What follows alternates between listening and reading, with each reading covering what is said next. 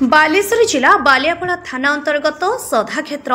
जगन्नाथ मंदिर लुट विलंबित रात्रि दुर्बृत्त माने मंदिर उत्तर कवाटे ताला भांगी हुंडी बाक्स लुट कर सूचना अनुसार गतकाली मंदिर बड़ नना पूजार्चना सारी मंदिर मुख्य फाटक ताला पकाई घर को जाइथिले किंतु आज सकाळु मंदिर को पूजार्चना करने आसला बेलू मंदिर उत्तर कवाट ताला को काटी भीतर को दुर्बृत्त माने पशि हुंडी बाक्स को भांगी लुट कर एने बालियापड़ा पुलिस को खबर देवा परे घटनास्थल में बालियापड़ा पुलिस पहुंची तदंत आरंभ करिछि। दिनकु दिन बालियापड़ा अंचल में एभली चोरी वृद्धि पाउथिबारु पुलिस पेट्रोलिंग को कड़ाकड़ी करबा पई दाबी करिसेंती। Bureau report mobile TV.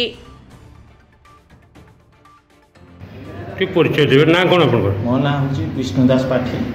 बालियापड़ा Jagannath मंदिर महाबड़ अच्छा कोन हिची कहले सकाळ आज 5टारे मंदिर खुली आसला मंगल आरती करी देखला उत्तर पट गेट ताला भांगी हुंडी बाक्स चोरी कर मो सब सदस्य मान प्रेसिडेंट सेक्रेटरी समस्त जड़े हुंडी बाक्स केते टंका हुंडी बाक्स 40,000 पाखापाखि